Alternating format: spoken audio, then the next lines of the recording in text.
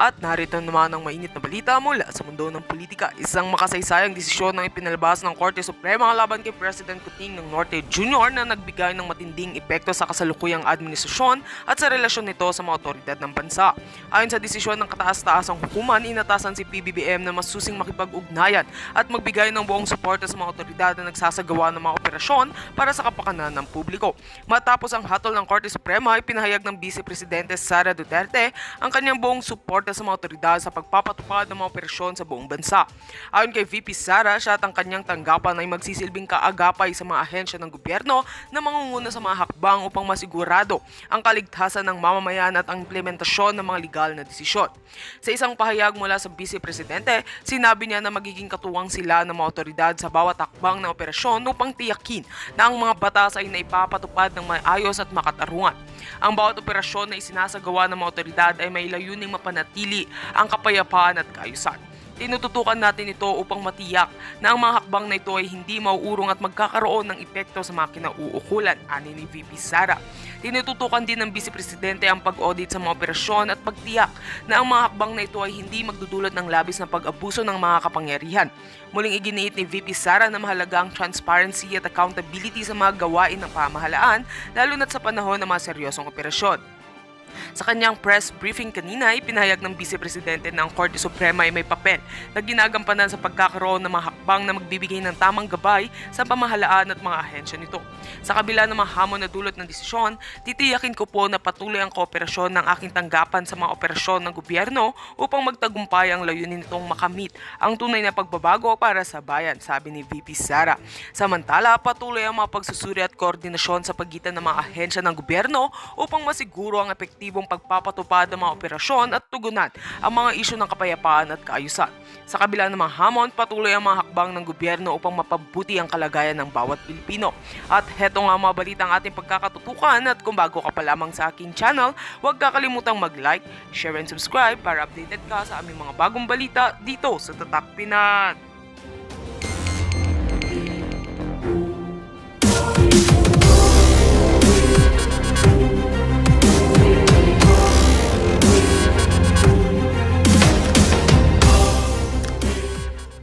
Duterte, paano na to? Paano mama? Nabuang sila. Lahat din na baro, magandang tanghali ako sa inyo. Ang mga buwang, lalong mabubuwang. Tama-tama po ito kagahapon guys, may inulat. Pinost po, I think yung decision po nito ay October 29, pero kagahapon po, October 31, ay kumakalat po sa social media na si Pangulong Rodrigo Roa Duterte ay panalo tungkol sa human rights petition ng mga petitioners. Alam mo na, yung paglabag sa human rights, yung nireklamo kay Pangulong Duterte. Ang problema, ibinasura po ito at pinal na at hindi na pwedeng i-apila. So congratulations, mabuhay po tayo mga Pilipino. Ito na nga ho ang sinasabi natin mga kababayan ko, kayong mga figure of speech, mga freedom of speech, hindi po pwedeng magiging ano yan, hindi po pwedeng magiging ebidensya laban ho sa isang tao na nagsasalita lamang. Figure of speech po yan, hindi mo pwedeng ebidensya. Kaya Biros, umpisahan mo nang umiyak.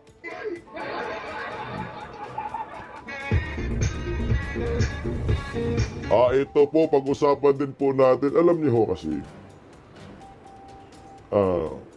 minsan, akala ho natin, sa mga panahong ito ay naiwanan na si Tatay Digong ng kanyang mga supporters, no? Social media. Iyon pala, lalong nabuhayan ng loob ang mga Duterte diehard supporters nung pag-attend ni Tatay Digong sa Senate hearing. Mukhang napaganda pa. Talagang hindi mukhang napaganda. Talagang napaganda.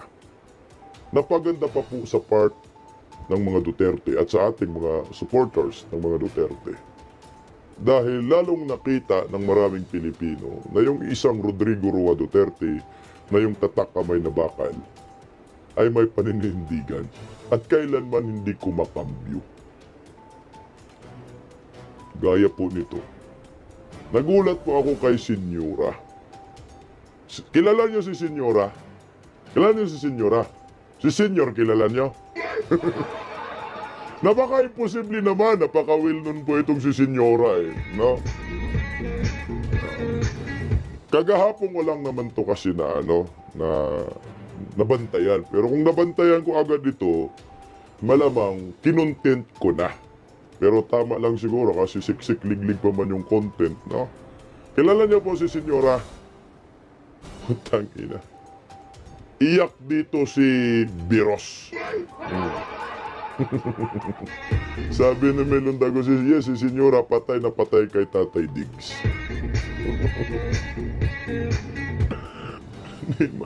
Believe ako kasi alam mo man siya kasi hindi ko maalam kung ano yung mga content niya, kung ano-ano lang pinopost. Pag nag-post million yung reaction, million yung views. Pero nabantayan ko lang dahil nag-post po siya, patama po dito kay Biros. At sa mga galit kay Tatay Digong. Magalit kay Tatay Digong. At naglabas pa po siya ng datos. Kasi alam naman ho natin na pag ikaw ay suportado ang mga Duterte, nanganganib ka sa social media. Tama? Manganganib ka sa social media at pwede kang mabura anytime. Pero hindi siya natakot. Alam niyo po ba ang kanyang followers? 6.8 million. Ganun karami ang kanyang followers. At ang maganda pa, yung reaction, lahat, majority, 100%, I think 100%. 100% pabor kay Pangulong Duterte. Puta sampal ito kay Hontiveros. At pag-usapan din po natin mga kababayan ko, itong takot. Itong takot ni Ngagba. Hindi yan si Sasurgando, si Senyora. Hindi yan si Sasurgando. Ganda yan sa personal. Di ko pa nakita personal, pero nakita ko siya sa isang parang mga social media influencer. Maraming award.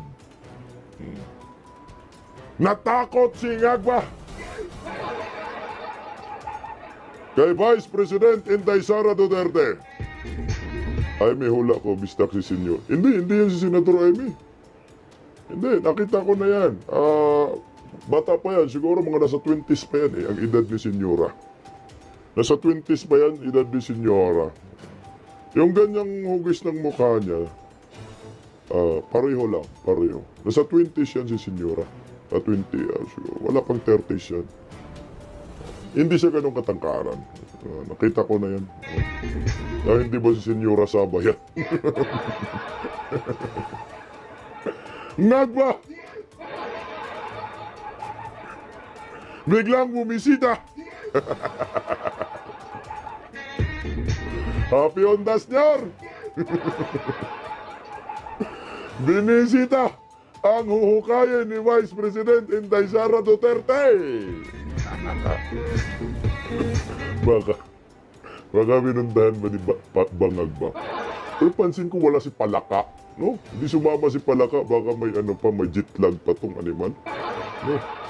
Galing man sa galing sa... Diba galing pa yan sa sila sa Thailand? Matindang kasal eh. Si Ngagba pumunta talaga eh. At binisita niya yung hukay ni Inday. Baka wala ng buto. Sabi ni Dino, natakot yata baka tinutuong hukayin. Bukod riyan, ang pinaka dyan. Kaya nga sinabi kong natakot siya dyan. Tinanong kasi siya ng media. Tinanong siya ng media tungkol sa sinasabi ni Inday Sara. Huhukayin. Yung tata niya itapon sa West Philippine Sea.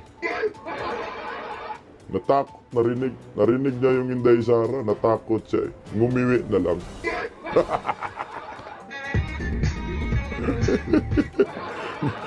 Ina naman talaga Undas na undas, all sense di, pambihira, bad trip na naman ngagba supporter sa atin. Sabi ni Jean Marquez, may hangover pa si Palaka Bisdak. Lasing pa yun. Bantayan nyo, hukain daw ni Disnats yan mamayang gabi. Sabi niya.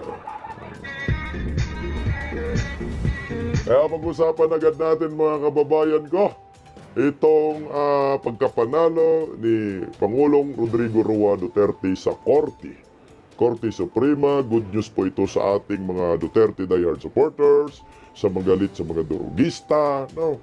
Galit sa mga ngiwe, galit sa mga polboronic, adictos benedictos, at nakikipaglaban at sumuporta sa war on drugs ni Pangulong Duterte. Good news po ito, palakpakan po natin mga kababayan.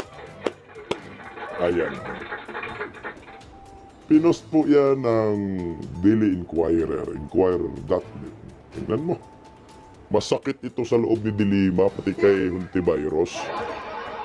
Di sila kwata, magandang tanghali ho sa inyo, ma'am. Masakit talaga to guys. Isipin mo, dakdak ng dakdak si Virus doon sa Senado, tapos banata ng ganito. Dismissal of human rights petitions versus Duterte reaches finality. Alam mo pag sinasabi mong finality, wala nang apila yan. Final and executory na ho yan. Tingnan mo. Paano bang pinagdakdak ninyo ICC pa kayong nalalaman? Mismong sa korte natin nagsasabi walang human rights abuses. Wala nang apila yan. Putangin na masakit sa loob to ni Jokno, ni Dilima, Hontivirus, Trillanes, pati kay Ngagba, pati sa Tuwad Committee. Kayo, Tuwad Com, itigil nyo na po yan. Ayan na yung korte nagsasalita na. Basahin ko para mas maganda. Yung laman ng balitang iyan. Hello, Joy, Kiyura. Ma'am, pilido mo yan, ma'am. Kiyura ba? Iba pa naman sa amin, ma'am, yung Kiyura, ma'am. Joy, Kiyura. Kiyura, gid ba? Magandang hapon, Joy Kiyura. Kiyota dire. Hari ka na. Ayan. Namatawa yung Kiyura. Ma'am, binasa ko lang, ma'am, ha? Ma'am, binasa ko lang, ha? Binasa ko lang. Buang kasi ba, final na daw ang giyod.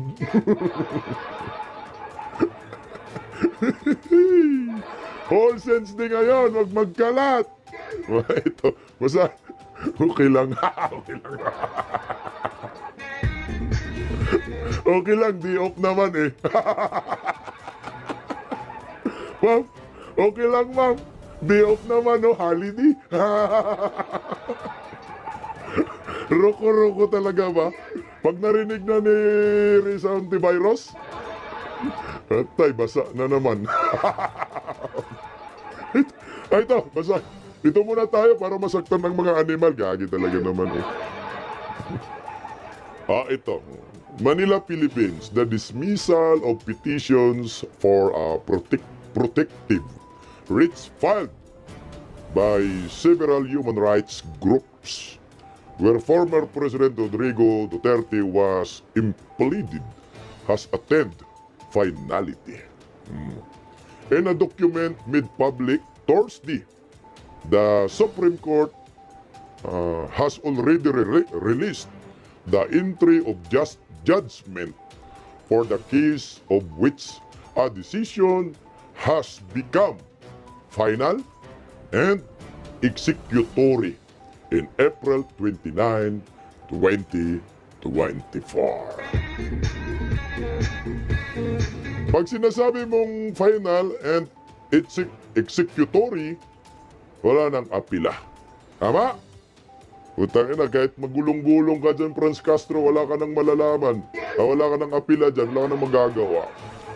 Joy, Kiyura ba? Salamat sa pakulay. O paano yan? So yung mga imbestigan nila, mga buang, niloloko lang ang taong bayan. Sampal sa mukha nito guys, ng Quadcom ha. Biglang naglabas. Isipin mo kailan ba hearing 28. O yung desisyon ng Korte Suprema, April 20. O hindi pala to April pa pala tong desisyon eh. Inilabas lang kagahapon. Yun has become final and executory on April 29, 2024. O bakit ang tagal nila pinapublic kagahapon pa? Under court rules, an entry of judgment means the decision was already recorded in the Supreme Court's books and can no longer be appealed or revised. Patay! Sayaw na lang tayo dito, kikiyot-kiyot.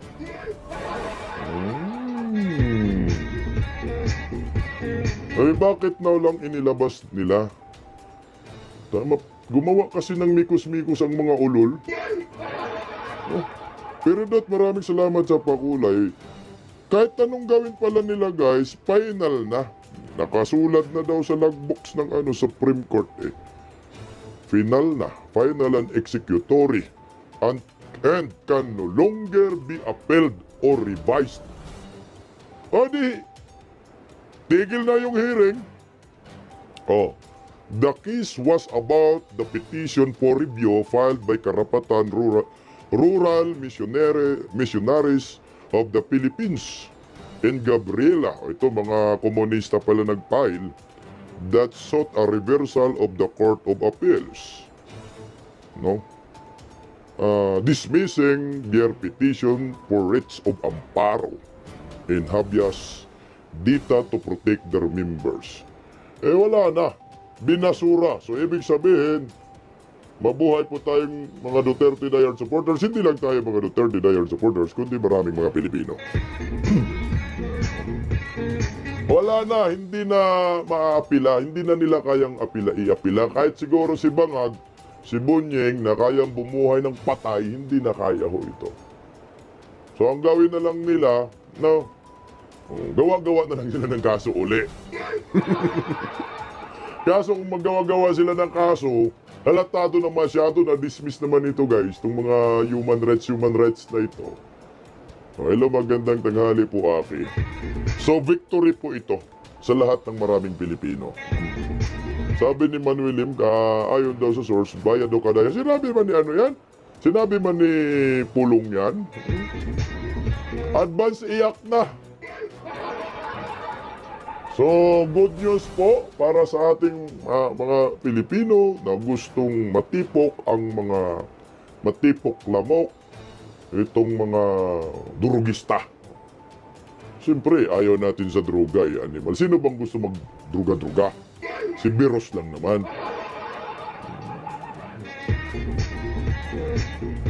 Kaya marami po talagang sumusuporta kay Tatay Digong. Maniwala kayo sa akin.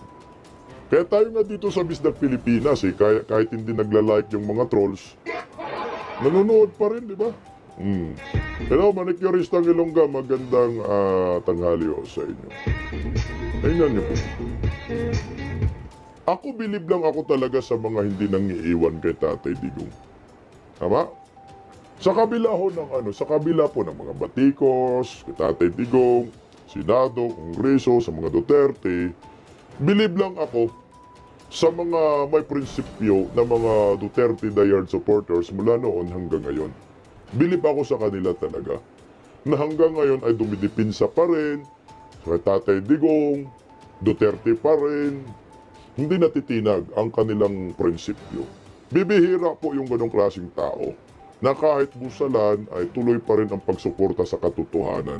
Lalo na ho ngayon na under Marcos admin na lahat ng mga media ay may busan. O tingnan niyo po. Bilib po ako dito kay Senyora. Ayan mo, patay iyak dito si Palaka. Si Senator Aimee laging nagpapansin dyan kay Senyora eh. Sa mga hindi po nakakilala kay Senyora, ayan po yung kanyang FB page, no? Mga 6.8 million lang naman. Grabe yan, guys. At hindi po yung followers niya. Duterte diehard supporters naman talaga ito. Pero ngayon, magugulat ka dahil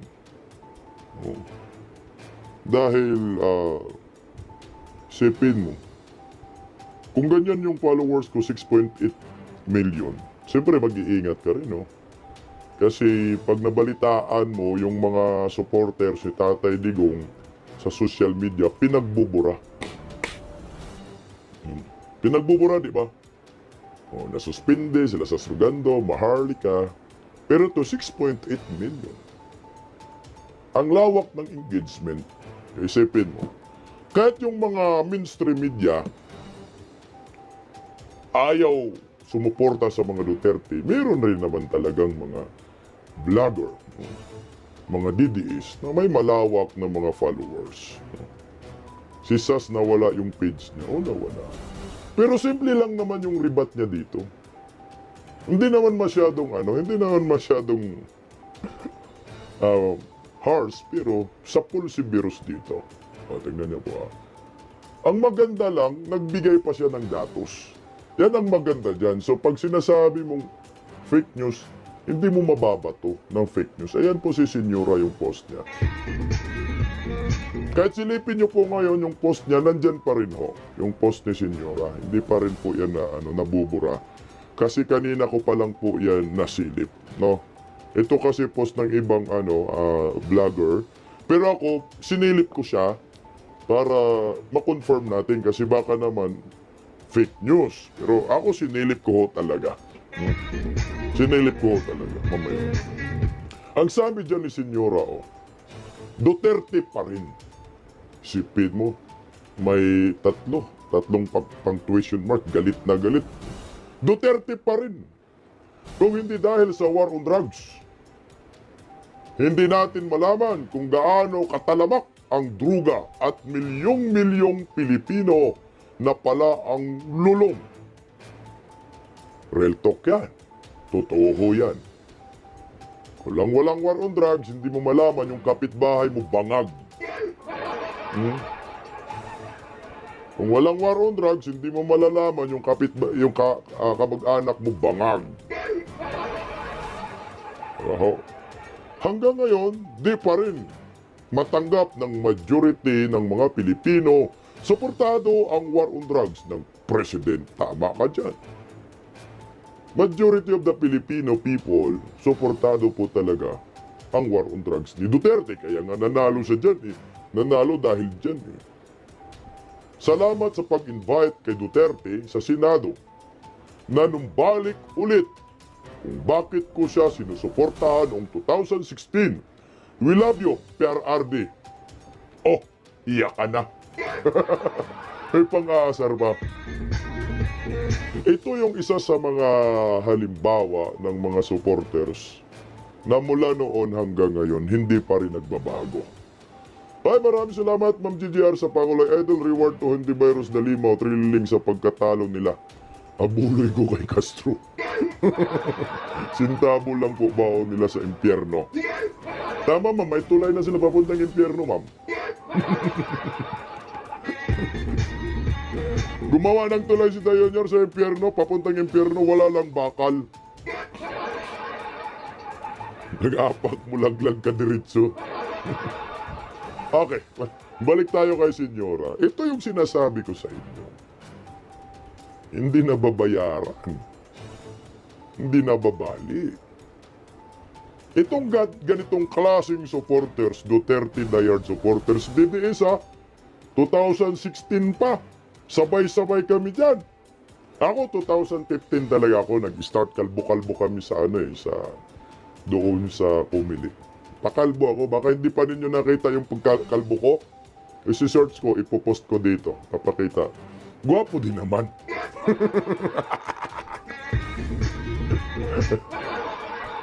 Tapos yung batch namin sa Kumili, kasama Davao Group, picture. Ilan kami doon? Siguro mga nasa 50 yata kami doon. Pa-picture kaming lahat. Sa awa ng Diyos, may namatay na. May namatay na. Yun sa Comelec. Hello, Ma'am Emily de Bryant. Magandang tanghali po sa inyo. Ito yung may paninindigan. Kung totoosin, para sa akin, mukhang na-opera na to si Senyora ni Tambaluslos. Hindi lang siguro nagpadala. Para lang sa akin, hula ko lang ha. 6.8 million eh. Isipin mo si Rindon, inopiran. Makagago, inopiran. Si Sian, Pambansang Marites, inopiran. Malamang itong si Senyora, inopiran, hindi lang nabibili ang kanyang prinsipyo. Tingnan mo yung datos na nilagay niya. 1.4 nga yung nilagay, yung datos na nakita niya dyan eh. Pero may mga link siya dyan sa post niya. 1.4 million na Pinoy surrendered for rehab under drug war. 88% the Pinoy support war on drugs. 73% says EJK Hapin survey. 81% Filipinos feels safer due to war on drugs. Totoo naman talaga yan. Majority of the Filipino people talaga. Putang ina, si Raulo man kung hindi mo sasabihin na ligtas ka nung panahon ni Tatay Digong, buang talaga naman, oh. Ito yung tunay na survey sa social media. Tingnan mo, ha. Ipalabas ko na lang to kasi gusto kong i-connect. Kasi papasukin natin yung loob ni Senyora. Hindi yung loob mo, Senyora, ha. Yung loob ng post ni Senyora, pasukin natin, may ginawa akong PowerPoint video content. Kasi yung mga ulol, oh, pagkatapos po pumalpak ang Marcos admin sa pagresponde sa bagyo, bagyong Christine, bagyong Leon, baha dito, baha doon, ang mga buang, pagkatapos magbuang-buangan itong si, Wag. Oh, yan. Wag. Wag. Wag. Wag. Huwag mong subukan. Masisira ang buhay mo. Pagkatapos magbuang-buangan yan, ah,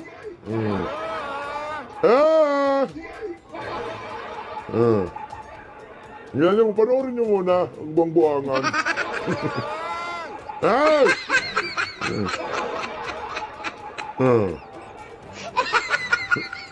Wag mong subukan. Anet Gardosi, magandang tanghali ho sa inyo. Pagkatapos magbuang-buangan siya dyan na walang pumansin, pagkatapos sumablay ang Marcos admin, buang talaga ho. O tingnan mo. Nagpalabas ng survey sila. Bagsak na daw si Inday Sara. Isipin mo yan. Ako'y natutuwa lang ako sa inyo. Dahil kahit man dyan lang manalo kayo. Doon pa nga lang, wala mang pumalakpak. Ang sabi sa survey ng Okta, si Inday Sara daw bumagsak. Naungusan daw ni Tambaluslos. Oh. Nangunguna si Ngagba. Sunod si Tambaluslos. Si Inday Sara bumagsak. Sabi ni Dino, kalukuhan yan. Sobrang kalukuhan talaga. No? Buang talaga. Dito pa lang masasabi kong piki. Tama yung sinabi ninyo, but-but yan. But-but talaga yan. Hello, Ma'am Labin si Bukawa. Kasi kung totoo yan, sa post pa lang nila yan, maraming matutuwa. Oh. Kalukuhan buang talaga. Oh. Tingnan mo ha, post nila yan, pero tingnan mo naman yung reaction. Tingnan mo, ito yung post ng News 5, yung survey na yan. Sige nga. Kung totoo yan, buang. Tingnan nyo ho. Ayan o. Tingnan nyo po yung laman. Oh. Tingnan nyo ha. Tingnan nyo yung laman. Yan yung laman sa comment section. Yung post nila. Puro tawa man. Puro tawa yung reaksyon. Wala mang like. Sabi dyan, nandun si Carlo Catiil, oh, tumawa rin si Carlo Catiil dyan, oh. Oo. 27,000 plus, puro tawa. Yung mga comment section, dagang salamat kaayo, Mr. Chair. Ayos din ang trip nyo, ha? Dami nyung napatawa. Di ba?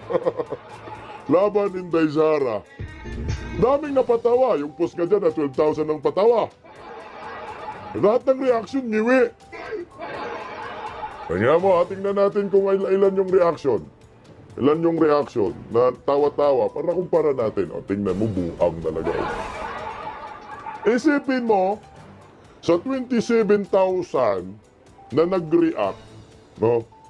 Sa awa ng Panginoon, 26,000 na natawa na lang.